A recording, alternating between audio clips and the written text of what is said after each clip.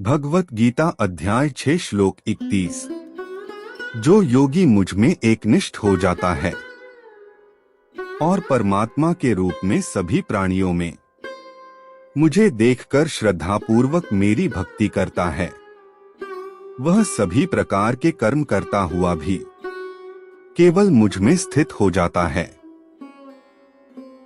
अर्थात भगवान संसार में सर्वत्र सर्वव्यापक है। वे परमात्मा के रूप में सभी के हृदय में निवास करते हैं। 18वें अध्याय के 61वें श्लोक में भगवान श्री कृष्ण ने वर्णन किया है, मैं सभी प्राणियों के हृदय में निवास करता हूँ। इस प्रकार से सभी प्राणियों के शरीर में दो ही तत्व हैं, आत्मा और परमात्मा। एक भौतिक चेतना से युक्त लोग सभी को शरीर के रूप में देखते हैं और जाति, नस्ल, लिंग, आयु और सामाजिक प्रतिष्ठा के आधार पर एक दूसरे से भेदभाव बनाए रखते हैं। दो उच्च चेतना में युक्त मनुष्य सभी को आत्मा के रूप में देखते हैं। इसलिए श्री कृष्ण ने 5वें अध्याय के 18वें श्लोक में कहा है कि विद्वान लोग दिव्य ज्ञान की दृष्टि से ब्राह्मण, गाय, हाथी, कुत्ते और कुत्ते का मांस भक्षण करने वाले चांडाल को समान दृष्टि से देखते। 3 दिव्य चेतना युक्त सिद्ध योगी भगवान को परमात्मा के रूप में सब में स्थित देखते हैं। वे संसार का अनुभव भी करते हैं किंतु उसमें उलझते नहीं। वे हंस के समान होते हैं जो दूध और जल के मिश्रण में से केवल दूध का सेवन करता है व जल को छोड़ देता है। 4 उच्च सिद्धावस्था प्राप्त योगियों को परमहंस कहा जाता है। वे केवल भगवान को देखते हैं और संसार का अनुभव नहीं करते। श्रीमद् भागवत में किए गए वर्णन के अनुसार महर्षि वेदव्यास के सुपुत्र शुकदेव की अनुभूति परमहंस के स्तर की थी। जब शुकदेव बचपन में ही घर से संन्यास के निकल पड़े, उस समय वह ऐसी परम सिद्धावस्था में थे कि उन्हें संसार का बोध नहीं था। उन्होंने सरोवर में नग्न होकर स्नान कर रही सुंदर स्त्रियों की ओर ध्यान नहीं दिया, जबकि वह वहां से निकल कर गए थे। उन्होंने केवल भगवान की ही अनुभूति को, भगवान के बारे में ही सुना और भगवान का ही चिंतन किया। इस श्लोक में श्री कृष्ण पूर्ण सिद्ध योगी की चर्चा कर रहे हैं, जो तीसरे और चौथे चरण से ऊपर के स्तर की अनुभूति है। भगवत गीता अध्याय 6 श्लोक 32। मैं उन पूर्ण सिद्ध योगियों का सम्मान करता हूँ जो सभी जीवों में वास्तविक समानता के दर्शन करते हैं और दूसरों के सुखों और दुखों के प्रति ऐसी प्रतिक्रिया व्यक्त करते हैं जैसे कि वे उनके अपने हों। अर्थात हम मानते हैं कि शरीर के सभी अंग हमारे हैं और यदि किसी भी अंग में विकार आ जाता है तब हम समान रूप से उसकी चिंता करते हैं। हम निर्विवाद रूप से स्वीकार करते हैं कि यदि हमारे किसी अंग को कोई कष्ट होता है तो उससे हमें भी कष्ट होगा। समान रूप से जो सब प्राणियों में भगवान को देखते हैं, उन्हें सबके सुख और दुख अपने समान लगते हैं। इसलिए ऐसे योगी सभी जीवात्माओं के शुभ चिंतक होते हैं और सभी के आंतरिक लाभ के लिए प्रयास करते हैं। यही पूर्ण योगी का समदर्शन है। भगवत गीता अध्याय 6 श्लोक 33। अर्जुन ने कहा, है मधुसूदन, आपने जिस योग पद्धति का वर्णन किया वह मेरे लिए अव्यावहारिक और अप्राप्य है, क्योंकि मन चंचल है। अर्थात अर्जुन इस श्लोक के प्रारंभ में योयन शब्द का उच्चारण करता है। यह योग की पद्धति जिसका इस अध्याय के 10वें श्लोक से आगे वर्णित श्लोकों में उल्लेख किया गया है। श्री कृष्ण अब योग में सिद्धता के लिए आवश्यक रूप से अनुपालन किए जाने वाले बिंदुओं को बताते हुए अपनी व्याख्या को समाप्त करते हैं। 1 इंद्रियों का शमन करना, 2 सभी कामनाओं का त्याग करना, 3. मन को केवल भगवान पर केंद्रित करना। 4. स्थिर मन से भगवान का चिंतन करना। 5. सबको समान दृष्टि से देखना। अर्जुन यह कहकर कि जो भी उसने सुना वह अव्यवहारिक है, नीच संकोच अपना संदेह प्रकट करता है। मन को नियंत्रित किए बिना इनमें से किसी का भी पालन नहीं किया जा सकता। यदि मन अस्थिर है तब योग की ये सभी अवस्थाएं उसी प्रकार से अप्राप्य हो जाती हैं। भगवत गीता अध्याय 6 श्लोक 34। हे कृष्ण, क्योंकि मन अति चंचल, अशांत, हठी और बलवान है, मुझे वायु की अपेक्षा मन को वश में करना अत्यंत कठिन लगता है। अर्थात अर्जुन द्वारा व्यक्त की गई अशांत मन की चर्चा हम सबके दुराग्रही मन की दशा की ओर इंगित करती है। यह बेचैन रहता है क्योंकि यह एक विषय से दूसरे विषय की ओर अलग अलग दिशाओं में भटकता रहता है। यह अशांत रहता है क्योंकि यह किसी की चेतना में घृणा, क्रोध, काम, लोभ, ईर्ष्या, चिंता, आसक्ति के रूप में उथल पुथल उत्पन्न करता है। यह शक्तिशाली है क्योंकि यह अपनी प्रबल धाराओं के साथ बुद्धि पर हावी हो जाता है और विवेक शक्ति को नष्ट कर देता है। मन हठी भी है क्योंकि जब मन में हानिकारक विचार आ जाते हैं तब फिर यह उन्हें मन से बाहर नहीं निकालता और निरंतर बार बार उनका तब तक चिंतन करता है जब तक कि वे बुद्धि को भ्रमित न कर दें। इस प्रकार यहाँ मन के हानिकारक लक्षणों की गणना की गई है। अर्जुन भी स्वीकार करता है कि वायु की अपेक्षा मन को नियंत्रित करना अत्यंत कठिन है। यह एक सशक्त सादृश्य है कि कोई भी व्यक्ति आकाश में व्याप्त वायु शक्ति को नियंत्रित करने की सोच भी नहीं सकता। इस श्लोक में अर्जुन ने श्री कृष्ण को भगवान कहकर संबोधित किया है। कृष्ण शब्द का अर्थ कर्षति योगिना परमहंसाना चेतांसी इति कृष्ण है, अर्थात कृष्ण वह है जो मन को बलपूर्वक आकर्षित कर लेता है। चाहे कोई दृढ़ मन वाला योगी और परमहंस ही क्यों न हो। इस प्रकार से अर्जुन यह इंगित कर रहा है कि श्री कृष्ण को उसके अस्थिर, अशांत, बलशाली और हठी मन को भी अपने आकर्षण में बांध लेना चाहिए। भगवत गीता अध्याय 6 श्लोक 35। भगवान श्री कृष्ण ने कहा है, महाबाहु कुंती पुत्र, जो तुमने कहा वह सत्य है।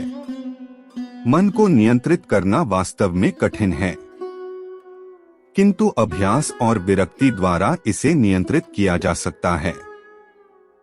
अर्थात अर्जुन को महाबाहु के रूप में संबोधित कर श्री कृष्ण अर्जुन के कथन की प्रतिक्रिया में कहते हैं, हे बलिष्ठ भुजाओं वाले अर्जुन, तुमने युद्ध में महाबलशाली योद्धाओं को पराजित किया है, तो क्या तुम मन को वश में नहीं कर सकते?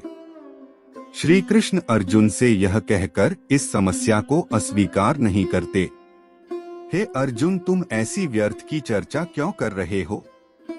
मन को सुगमता से नियंत्रित किया जा सकता है। इसके विपरीत वे अर्जुन के इस कथन के साथ कि मन पर नियंत्रण प्राप्त करना कठिन है, अपनी सहमति प्रकट करते हैं। यद्यपि संसार में बहुत सी वस्तुओं को प्राप्त करना कठिन होता है, तथापि हम निडर रहकर आगे बढ़ते हैं। नाविकों को ज्ञात होता है कि समुद्र में नाव चलाना जोखिम भरा कार्य है और भयानक तूफान आने की आशंका बनी रहती है। फिर भी वे इन जोखिमों को तट पर खड़े रहने का बड़ा कारण नहीं मानते। इसलिए श्री कृष्ण अर्जुन को आश्वस्त करते हैं कि मन को वैराग्य और अभ्यास द्वारा नियंत्रित किया जा सकता है। वैराग्य से तात्पर्य संसार से विरक्त होना है। हम देखते हैं कि मन अपनी आसक्ति के विषयों एवं पदार्थों की ओर आकर्षित होता है। इस दिशा की ओर बढ़ने से वह अतीत का चिंतन करने का आदी हो जाता है। आसक्ति का उन्मूलन मन को अनावश्यक भटकने से रोकता है। अभ्यास एक ठोस और निरंतर प्रयास है जिसका तात्पर्य पुरानी प्रवृत्तियों को परिवर्तित करना या नवीन विचार उत्पन्न करना है। साधक के लिए अभ्यास शब्द अत्यंत महत्वपूर्ण है। मानवीय कर्मों और प्रयास के सब क्षेत्रों में अभ्यास पारंगतता और उत्कृष्टता के द्वार को खोलने की कुंजी है।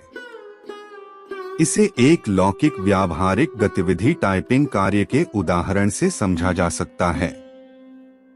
पहली बार जब लोग टाइपिंग करना आरंभ करते हैं तब वे 1 मिनट में एक शब्द टाइप कर पाते हैं, किंतु 1 वर्ष टाइपिंग का अभ्यास करने के पश्चात उनकी उंगलियां टाइपराइटर के कुंजी पटल पर 80 शब्द प्रति मिनट की गति से दौड़ती हैं। यह दक्षता पूर्ण अभ्यास के माध्यम से आती है। इसी प्रकार हठी और अशांत मन को परम प्रभु के चरण कमल पर स्थिर करने का प्रयास करना चाहिए। मन को संसार से हटाना वैराग्य है और मन को भगवान में स्थित करना अभ्यास है। ऋषि पतंजलि ने भी यही उपदेश दिया है। मन की व्याकुलता को निरंतर अभ्यास और विरक्ति द्वारा नियंत्रित किया जा सकता है। भगवत गीता अध्याय 6 श्लोक 36। जिनका मन निरंकुश है उनके लिए योग करना कठिन है, लेकिन जिन्होंने मन को नियंत्रित करना सीख लिया है और जो समुचित ढंग से निष्ठापूर्वक प्रयास करते हैं वे योग में पूर्णता प्राप्त कर सकते हैं। यह मेरा मत है। अर्थात परम पुरुषोत्तम भगवान श्री कृष्ण मन को नियंत्रित करने और योग में सफलता के बीच की कड़ी को स्पष्ट करते हैं। वह कहते हैं कि जिन्होंने अभ्यास और वैराग्य द्वारा मन पर अंकुश लगाना नहीं सीखा उन्हें योग का अभ्यास करना कठिन लगता है, लेकिन जो समुचित उपायों को अपनाते हुए निरंतर प्रयास द्वारा मन को अपने वश में कर लेते हैं वे योग में सफलता प्राप्त कर सकते हैं। इसकी उपयुक्त प्रक्रिया का वर्णन श्लोक 10 से 32 में पहले ही किया जा चुका है, जिसमें इंद्रियों का दमन करना, सभी कामनाओं का त्याग करना, मन को केवल भगवान पर केंद्रित करना, अविचलित मन से भगवान का चिंतन करना और सभी को समान दृष्टि से देखना आदि सम्मिलित है। इस कथन से अर्जुन के मन में उस साधक के संबंध में यह शंका उत्पन्न होती है जो अपने मन को नियंत्रित करने में असमर्थ है, और इसलिए वह अब आगे इस संबंध में श्री कृष्ण से प्रश्न करता है। भगवत गीता अध्याय 6 श्लोक 37। अर्जुन ने कहा है, हे कृष्ण, योग में असफल उस योगी का भाग्य क्या होता है जो श्रद्धा के साथ इस पथ पर चलना प्रारंभ तो करता है, किंतु जो अस्थिर मन के कारण भरपूर प्रयत्न नहीं करता और इस जीवन में योग के लक्ष्य तक पहुंचने में असमर्थ रहता है। अर्थात भगवदानुभूति की यात्रा श्रद्धा के साथ आरंभ होती है। कई आत्मनिष्ठ आत्माएं अपने पूर्व जन्म के संस्कारों से या संतों की संगति आदि गुणों या संसार में अस्थिरताओं के कारण धार्मिक ग्रंथों में अपनी श्रद्धा विकसित करती हैं। इस यात्रा को प्रारंभ करने के लिए अपेक्षित श्रद्धा उत्पन्न करने के कई कारण हो सकते हैं, किंतु यदि ऐसे साधक आवश्यक प्रयास नहीं करते और अत्यह अर्थात आलसी बन जाते हैं तब उनका मन बेचैन रहता है। ऐसे साधक अपने जीवन में इस यात्रा को पूर्ण करने में असमर्थ रहते हैं। अर्जुन ऐसे साधकों का भाग्य जानना चाहता है। भगवत गीता अध्याय 6 श्लोक 38। हे महाबाहु कृष्ण, क्या योग से पथ भ्रष्ट ऐसा व्यक्ति भौतिक एवं आध्यात्मिक सफलताओं से वंचित नहीं होता और छिन्न भिन्न बादलों की भांति नष्ट नहीं हो जाता, जिसके परिणाम स्वरूप वह किसी भी लोक में स्थान नहीं पाता। अर्थात जीवात्मा में सफलता प्राप्त करने की इच्छा स्वाभाविक होती है, यह भगवान जो पूर्ण सिद्ध हैं का अंश होने के कारण उत्पन्न होती है। भौतिक और अध्यात्म दोनों क्षेत्रों में सफलता प्राप्त की जा सकती है। वे जो संसार को सुखों का साधन मानते हैं, वे भौतिक उन्नति के लिए प्रयास करते हैं, और जो वास्तविक निधि के रूप में आध्यात्मिक संपदा को प्राप्त करना अपना सौभाग्य समझते हैं, और वे इसके लिए भौतिक उन्नति के कार्यों को अस्वीकार कर देते हैं। किंतु यदि ऐसे साधक अपने प्रयास में असफल होते हैं, तब वे न तो आध्यात्मिक और न ही सांसारिक संपदा को प्राप्त कर सकते हैं। ऐसा सोचकर अर्जुन पूछता है कि क्या ऐसे साधकों की स्थिति छिन्न भिन्न बादल की भांति होती है, जो बादल समूह से टूटकर निरर्थक हो जाता है, एवं जो न तो पर्याप्त छाया देता है और न ही भारी होकर वर्षा करता है। वह केवल वायु में उड़ जाता है और अस्तित्वहीन होकर आकाश में विनष्ट हो जाता है। अर्जुन पूछता है कि क्या असफल योगी ऐसे दुर्भाग्य का सामना करता है, जिसको किसी भी लोक में स्थान नहीं मिलता। भगवत गीता अध्याय 6 श्लोक 39। हे कृष्ण, कृपया मेरे इस संदेह का पूर्ण निवारण करें, क्योंकि आपके अतिरिक्त कोई अन्य नहीं है जो ऐसा कर सके। अर्थात अज्ञान के कारण ही संदेह उत्पन्न होते हैं, और इन संदेहों का निवारण करने के लिए शास्त्रों का सैद्धांतिक ज्ञान रखने वाले विद्वानों का ज्ञान ही पर्याप्त नहीं होता, क्योंकि शास्त्रों में कई विरोधाभासी विचार सम्मिलित होते हैं, जिनका समाधान केवल अनुभव द्वारा ही हो सकता है। भगवत प्राप्त संत ऐसे अनुभूत ज्ञान से संपन्न होते हैं जो सीमित मात्रा का होता है। वे सर्वज्ञ नहीं होते। ऐसे सिद्ध संत संदेह निवारण करने की शक्ति से संपन्न होते हैं, किंतु वे भगवान से तुलना नहीं कर सकते जो पूर्ण एवं सर्वज्ञ हैं। केवल भगवान ही सर्वज्ञ और सर्वशक्तिमान है, और इसलिए वे उसी प्रकार से अज्ञानता को दूर करने में परम समर्थ हैं, जिस प्रकार सूर्य अंधकार को मिटाने में पूर्णतः समर्थ होता है। भगवत गीता अध्याय 6 श्लोक 40। परमेश्वर श्री कृष्ण ने कहा है, हे पृथा पुत्र, आध्यात्मिक पथ का अनुसरण करने वाले योगी का न तो इस लोक में और न ही परलोक में विनाश होता है। मेरे प्रिय मित्र, भगवत प्राप्ति के मार्ग पर चलने वाले को बुराई पराजित नहीं कर सकती। अर्थात तात शब्द एक स्नेहपूर्ण शब्द है जिसका साहित्यिक अर्थ पुत्र है। अर्जुन को तात शब्द से संबोधित कर श्री कृष्ण उसके प्रति अपना स्नेह प्रदर्शित करते हैं। पुत्र को स्नेहपूर्वक तात कहकर संबोधित किया जाता है। गुरु शिष्य के लिए पिता समान है, और इसलिए गुरु भी कई बार शिष्य को स्नेहपूर्वक तात कहकर पुकारते हैं। यहाँ अर्जुन के प्रति अपना स्नेह और कृपा व्यक्त करते हुए श्री कृष्ण यह संकेत देते हैं कि भगवान उनकी सहायता करते हैं जो उनके मार्ग का अनुगमन करते हैं। वे भगवान के प्रिय होते हैं क्योंकि वे अति पुण्य और पवित्र कार्यों में लीन रहते हैं। भलाई करने वाले को कभी कष्ट नहीं होता। यह श्लोक यह पुष्टि करता है कि भगवान अपने भक्त की इस लोक में और परलोक में रक्षा करते हैं। यह उद्घोषणा सभी आध्यात्मवाद के साधकों के लिए आश्वासन है। श्री कृष्ण अब यह स्पष्ट करेंगे कि भगवान उस योगी जिसकी आध्यात्मिक यात्रा इस जन्म में पूरी नहीं होती, उसके प्रयासों को वे कैसे सुरक्षित करके रखते हैं। भगवत गीता अध्याय 6 श्लोक 41 से 42। असफल योगी मृत्यु के पश्चात पुण्य आत्माओं के लोक में जाते हैं।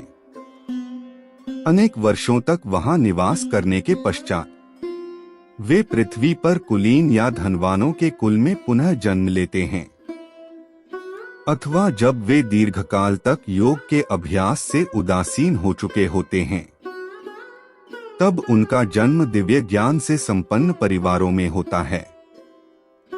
संसार में ऐसा जन्म अत्यंत दुर्लभ है, अर्थात स्वर्गलोक में उनको स्थान मिलता है जो लौकिक पुण्य कर्मों में संलग्न रहते हैं और फल की इच्छा से वेदों में प्रदत्त कर्मकांडों का पालन करते हैं। किंतु असफल योगी को स्वर्गलोक क्यों भेजा जाता है? इसका कारण योग के विपरीत भोग है। कोई भी भोग की कामना के कारण योग मार्ग से भ्रष्ट हो जाता है। इसलिए भगवान एक कृपालु पिता की भांति योग मार्ग से भ्रष्ट योगी को अगले जन्म में सुख भोगने और यह अनुभूति करने का अवसर प्रदान करते हैं कि लौकिक सुख व्यर्थ हैं, जो स्थायी रूप से आनंद प्राप्त करने के लिए तरसती आत्मा को तृप्त नहीं कर सकता। इसलिए असफल योगी को कभी कभी दीर्घकाल के लिए स्वर्ग के उच्च लोकों में भेजा जाता है और फिर वे पुनः पृथ्वी पर जन्म लेते हैं। ऐसी जीवात्माओं को तब ऐसे कुलों में जन्म मिलता है जहां उन्हें अपनी आध्यात्मिक यात्रा को आगे जारी रखने का अवसर मिल सके। असफल योगी या तो किसी पुण्य कर्म करने वाले परिवार में, जहां बचपन से बालक में आध्यात्मिकता का पोषण किया जाता है, या किसी धनवान परिवार में जन्म लेता है, जहां सभी प्रकार की शारीरिक आवश्यकताओं की पूर्ति का ध्यान रखा जाता है और जहां किसी को अपने अस्तित्व के लिए किसी प्रकार का संघर्ष नहीं करना पड़ता। ऐसा पारिवारिक परिवेश उन जीवात्माओं को जिनकी आध्यात्मवाद में रुचि होती है, को आध्यात्मिक गतिविधियों में संलग्न रहने का अवसर प्रदान करने में सहायता करता है। हमारे जीवन की दिशा पर परिस्थितियों, स्थितियों और हमारे जन्म कुलों का महत्वपूर्ण प्रभाव पड़ता है। हमारे शारीरिक अभिभावकों से हमें शारीरिक वंशानुगत गुण आदि प्राप्त होते हैं। यह वंशानुगत की आनुवांशिक प्रक्रिया है। हालांकि सामाजिक आनुवंशिकता की प्रक्रिया का भी महत्व होता है। हम अपने पालन पोषण से संबद्ध सामाजिक परिवेशों के कई प्रकार के रीति रिवाजों का पालन आंखें मूंद कर करते हैं। हम भारतीय, अमेरिकी और ब्रिटिश होने का चयन नहीं कर सकते। हम अपने जन्म स्थान के आधार पर अपनी राष्ट्रीयता की पहचान करते हैं और यहाँ तक कि हम अन्य राष्ट्रीयता वाले लोगों से शत्रुता रखते हैं। इस प्रकार निश्चित रूप से हम सामाजिक आनुवांशिक आधार पर अपने पूर्वजों के धर्म का पालन करते हैं। इस प्रकार हमारे जन्मस्थान और जन्म कुल का हमारे जीवन के दिशा निर्देशन और प्रगति पर अत्यंत प्रभाव पड़ता है। यदि प्रत्येक जन्म में स्थान और जन्म कुलों का स्वेच्छानुसार निर्णय लिया जाता, तब संसार में कभी कोई न्याय नहीं हो सकता था। चूंकि भगवान हमारे अनंत जन्मों के विचारों और कर्मों का लेखा जोखा अपने पास रखते हैं। कर्म के नियमों के अनुसार असफल योगी को पिछले जन्म में अर्जित आध्यात्मिक संपत्ति का फल मिलता है। तदानुसार ऐसे योगी जो आध्यात्मिक क्षेत्र में अत्यंत दूरी तय करने के पश्चात उदासीन हो जाते हैं, उन्हें उच्च लोकों में नहीं भेजा जाता। उन्हें आध्यात्मिक रूप से उन्नत कुलों में जन्म दिया जाता है ताकि वे सुगमता पूर्वक अपनी आध्यात्मिक यात्रा को आगे बढ़ा सकें। इस प्रकार ऐसा जन्म अति सौभाग्यशाली होता है, क्योंकि माता पिता बच्चों को आरंभ से ही दिव्य ज्ञान की शिक्षा प्रदान करते हैं। भगवत गीता अध्याय 6 श्लोक 43। हे कुरुवंशी, ऐसा जन्म लेकर वे पिछले जन्म के ज्ञान को पुनः जागृत करते हैं और योग में पूर्णता के लिए और अधिक कड़ा परिश्रम करते हैं। अर्थात भगवान प्रत्येक प्राणी के हृदय में रहते हैं और पूर्ण न्यायी हैं। हमने पिछले जीवन में विरक्ति, ज्ञान, भक्ति, श्रद्धा, सहनशीलता, दृढ़ संकल्प आदि जो भी आध्यात्मिक संपत्ति प्राप्त की थी, इन सब का भगवान को ज्ञान होता है। इसलिए भगवान उचित समय पर हमारे अतीत के प्रयत्नों का फल प्रदान करते हैं और हमारी पिछली उपलब्धियों के अनुसार हमारे भीतर आध्यात्मिकता के गुणों को बढ़ाते हैं। इससे यह स्पष्ट होता है कि भौतिकवादी विचारों पर अधिक आश्रित लोग अचानक कैसे गहन आध्यात्मिक हो जाते हैं। जब उनके आध्यात्मिक संस्कार जागृत होते हैं, तब उन्हें अपनी पूर्व जन्म की साधना का लाभ मिलता है। एक यात्री रात्रि के समय अपनी यात्रा के मार्ग पर स्थित एक होटल में विश्राम करने के लिए अपनी यात्रा को कुछ समय के लिए स्थगित कर देता है, लेकिन जब वह प्रातः काल में जागता है तब पहले से तय की दूरी पर पुनः वापस नहीं जाता।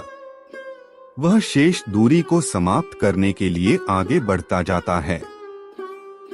समान रूप से भगवान की कृपा से ऐसा योगी पूर्व जन्मों में संचित की गई आध्यात्मिक संपत्ति के बल पर नींद से जागे मनुष्य की भांति अपनी यात्रा को वहीं से पुनः आरंभ करने के योग्य हो जाता है जहां से उसने इसे छोड़ा था।